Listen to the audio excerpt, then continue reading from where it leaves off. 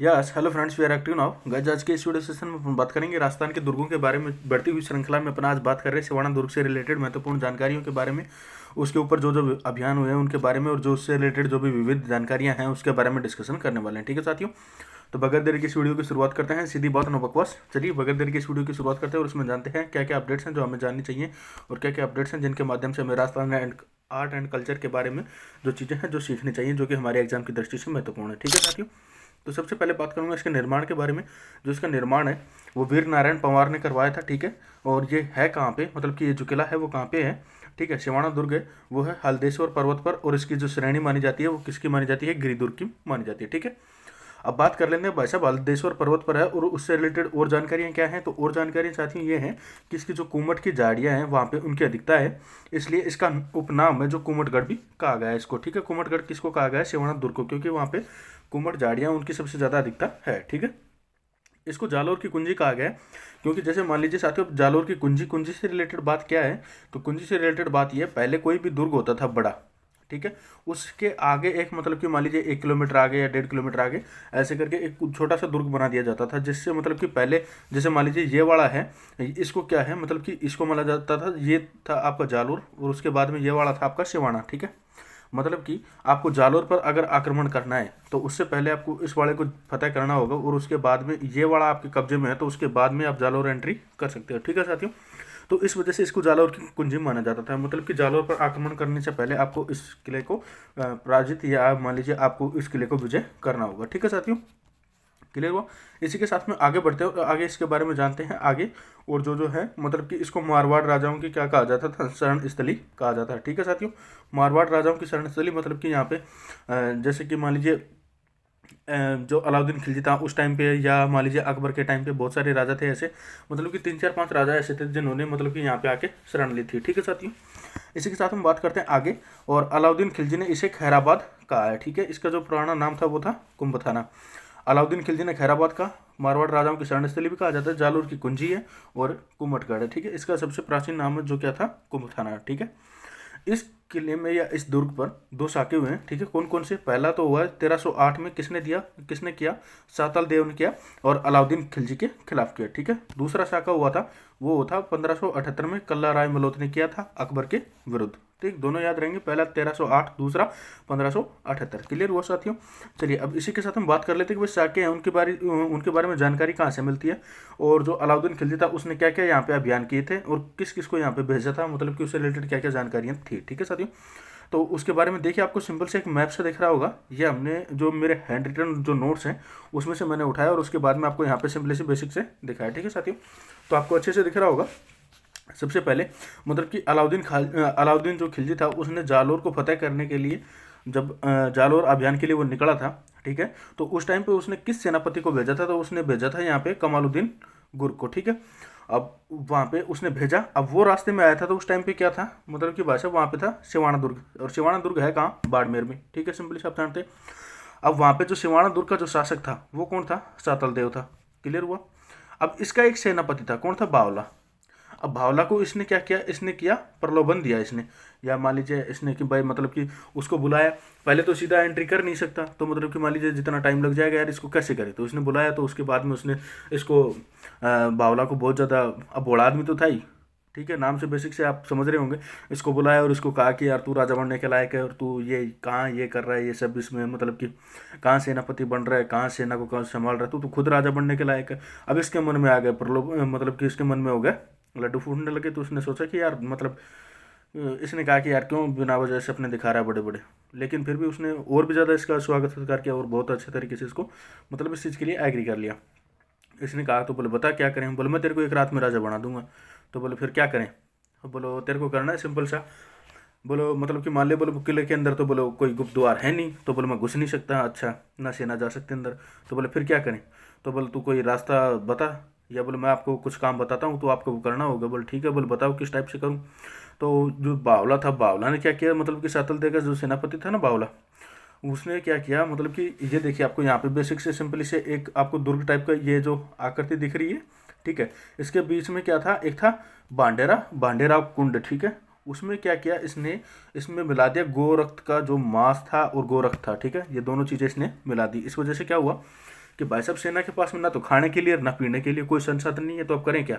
तो अब तो बाहर निकलना पड़ेगा, या तो युद्ध लड़ो या फिर बिथर भूखे मरो। तो उस टाइम पे कहते हैं कि जो जालोर मतलब कि सिवाना दुर्ग के शासक हैं, जैसे कि मान लीजिए सातल दे हैं, उन्होंने क्या कहा था कि भाई साहब मरने से तो अच्छा है कि इनके पास में सीधा विजय की मृत्यु मरे हम, ठीक है ना। तो सेना में भी आक्रोश आ गया, तो सेना ने क्या किया, सेना ने आक्रमण के लिए भाई साहब बाहर निकल गए, ठीक है। दुर्ग के दरवाजे खोल दिए, किसने खोल दिए? साताल दे ने खोल दिए, ठीक है ना। और उसके बाद में लड़ते हुए वीर गति को प्राप्त हुआ, कौन? सोम। अब देखिए यहाँ पे सोम के बारे में एक मतलब कि अपवाद है, या मैं ऐसे कहूँ कि एक एक्सपेक्टेशन है। कैसे है? कोई कहता था कि भाई सोम कोई पशु था, कोई कहता है कोई आदमी था, कोई कहता है किसी का बेटा था, ठीक है ना। इस चीज़ के बारे में कोई पुष्टि मतलब कि पूरी जानकारी है नहीं, लेकिन इसका मतलब आप ये मान लेना कि ये है सोम, ठीक है। वो भी इसके साथ में मारा गया था। और मेणा दे ने भी मतलब कि जो सिवाना का जो पहला जौहर था वो किया, ठीक है, इसके दौरान। और अलाउद्दीन खिलजी ने जो सिवाना का नाम अब यहाँ पे इसने जीता, और उसके बाद में इसका नाम क्या किया? खैराबाद किया, ठीक है साथियों। तो क्लियर हुआ यहाँ तक का ये वाला पोर्शन। चलिए अब आगे चलते हैं। आगे इसके बाद में बात करता हूँ कि भाई साहब इस किले के अंदर नजरबंद किया गया था किसी व्यक्ति को, तो किसको किया गया था? जयनारायण व्यास जी को। ये कौन थे? एकमात्र ऐसे मतलब कि व्यक्ति थे जो कि राजस्थान के निर्वाचित और मनोनीत सीएम थे, ठीक है ना। इनको इसमें नजरबंद किया गया था 10 दिन के लिए, ठीक है। इसके उपनाम मतलब कि किसके उपनाम? जो जयनारायण व्यास जी हैं, अब इनसे रिलेटेड इसके बारे में बात करता हूँ कि इनके जो उपनाम है वो कौन कौन से हैं। वो है शेर ए राजस्थान, इसको अक्कड़ का बक्कड़, कक्कड़ का कक्कड़ कहा जाता है, लकीर का फकीर भी कहा जाता है, ठीक है। कौन कौन से? शेर ए राजस्थान, अक्कड़ का कक्कड़, लकीर का फकीर। क्लियर हुआ? इसी के साथ में इसने कुछ बुक्स लिखी हैं कि उन्होंने जयनारायण व्यास जी ने कुछ बुक्स लिखी हैं। कौन कौन सी बुक्स लिखी हैं? जिनमें पहली आती है सबसे पहले मारवाड़ की अवस्था, ठीक है ना। इनमें मतलब कि इसमें इन्होंने मारवाड़ के बारे में डिटेल दी है। नेक्स्ट है पोपाबाई की पोल, ठीक है। अभी पोपाबाई है ना, यहाँ पे एक वर्ड है साथियों, एक तो है पोप और दूसरा है पोपा। अब इसमें से कोई सा भी हो सकता है, आप इस चीज़ को ध्यान रखना, ठीक है ना। पोपा भी है और पोप भी। और इन्होंने किस किस चीज़ों की स्थापना की? तो इन्होंने सबसे पहले इस्टेब्लिश किया किस चीज़ को? मारवाड़ सेवा संघ। कब किया? 1920 के अंदर, ठीक है। दूसरे नंबर पे इन्होंने स्थापित किया मारवाड़ यूथ लीग, जो कि 1931 के अंदर। नेक्स्ट नंबर पे इन्होंने स्थापित किया था मारवाड़ प्रजामंडल, जो कि 1934 के अंदर, ठीक है। तो कौन कौन सी चीज़ें इन्होंने मतलब कि स्थापित की थी? तो सबसे पहले आपको बेसिक से दिख रहा होगा साथियों कि सबसे पहले इन्होंने मारवाड़ सेवा संघ को स्थापित किया था। सेकंड नंबर में इन्होंने मारवाड़ यूथ लीग 1931 की स्थापना की। थर्ड नंबर पर मारवाड़ प्रजामंडल 1934 की स्थापना की थी, ठीक है साथियों। क्लियर हुआ? बात करता हूँ कि इन्होंने कुछ न्यूज़पेपर भी चलाए, या मैं ऐसे कहूँ कि इन्होंने कुछ पत्र पत्रिकाएं भी लिखी थी, ठीक है। वो कौन कौन सी थी? तो पहले नंबर पे बात कर लेते हैं। एक आता है इनका अखंड भारत, ठीक है। ये इनकी पत्रिका थी। ये कब प्रकाशित हुई थी, या मैं ऐसे कहूँ कि ये कहाँ से प्रकाशित होती थी? तो ये बम्बई से प्रकाशित होती थी, ठीक है। नेक्स्ट है इसके साथ में सेकंड नंबर पे है पीप। ये मतलब कि अंग्रेजी भाषा में ये लिखा गया था, ठीक है, और दिल्ली से ये पब्लिश होता था। थर्ड नंबर पे आ रहा है आंगी बाण, राजस्थानी में। ये कहाँ से पब्लिश होता था? ये होता था ब्यावर से। यह राजस्थानी भाषा का पहला अखबार था, जो कि 1932 के अंतर्गत चला था, ठीक है साथियों। ये वाला ऐसा मतलब कि अखबार था जो कि एकमात्र राजस्थानी भाषा का जो इसको पहला अखबार माना जाता है। क्लियर हुआ? ठीक इसी प्रकार से मतलब कि जो सिवाना दुर्ग है, इससे पहले की जो जानकारी थी, ये वाली सारी की सारी जो जानकारी है ये है जयनारायण व्यास से संबंधित, ठीक है साथियों। और अब इसके बाद में बात कर लेते हैं जो सिवाना दुर्ग है, इसके जो प्रमुख स्थल हैं वो कौन कौन से हैं, और उनमें क्या क्या मतलब कि ऐसे और भी जो चीज़ें हैं जुड़ी हुई हैं, उसके बारे में, उन चीज़ों के बारे में डिस्कशन करते हैं, ठीक है। सबसे पहले बात करता हूँ उसके प्रमुख स्थल। सबसे पहले बात करेंगे हल्देश्वर महादेव मंदिर, जो कि इसके ऊपर बना हुआ है, ठीक है। सेकंड नंबर पे है खुवड़ माता मंदिर है इसमें, और बावला तालाब है, भांडेराव कुंड भी है, कल्लाराय मलोद का थड़ा है, अजीत दरवाजा है, ठीक है साथियों। कौन कौन से हैं? हल्देश्वर महादेव मंदिर, खुवड़ माता मंदिर, भावला तालाब, भांडेराव कुंड, कल्लाराय मलोद का थड़ा, अजीत दरवाजा, ठीक है साथियों। ये सारे के सारे ये क्या हैं? ये इसके प्रमुख जो ऐसे कहें कि प्रमुख स्थल हैं वो हैं, ठीक है। अब देखिए साथियों, आपको ये फोटो दिख रही है, इसका जो परकोटा दिख रहा है चारों तरफ से, ठीक है। सिवाना दुर्ग का परकोटा मतलब कि इसके चारों तरफ की जो भी ये बाउंड्री है, ठीक है, ये मालदेव राठौड़ ने बनवाई थी, ठीक है। क्लियर हुआ? और इसके अंदर किस किस ने शरण ली? जैसे कि मतलब कि मान लीजिए हमने जो पहले वाली जो स्लाइड थी ना हमारी, कि भाई साहब इसके अंदर मारवाड़ राजाओं की जो शरण स्थली है, हाँ ये वाला जो पॉइंट था। अब इसके अंदर बात करेंगे कि इसके अंदर शरण किस किस ने ली, उसके बारे में बातें करेंगे, ठीक है साथियों। तो इसके अंदर शरण ली थी जिसमें से शामिल है हमारे पास में सबसे पहले मालदेव राठौड़ ने इसके अंदर शरण ली, राव चंद्रसेन ने, और दुर्गा दास राठौड़ ने, और अजीत सिंह ने, ठीक है साथियों।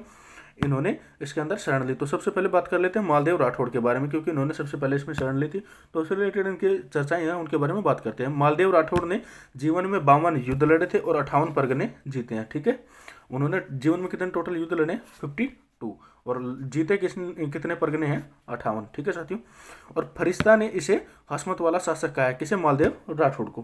मतलब कि क्या कहा है? हस्मत वाला शासक।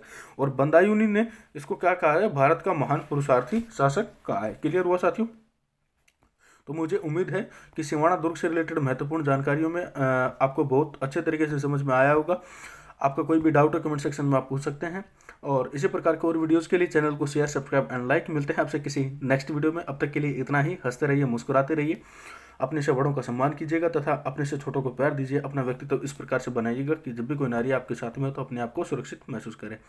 चलिए साथियों, इसी श्रेणी में हम आगे बढ़ते हुए आपसे जरूर बातें करेंगे। सिवाना दुर्ग आज हो चुका है, और इससे रिलेटेड और जो भी दुर्ग हैं उनके बारे में हम डिस्कशन कंप्लीट तरीके से करेंगे। ठीक है साथियों, तो अब तक के लिए इतना ही। मिलते हैं आपसे किसी नेक्स्ट वीडियो में।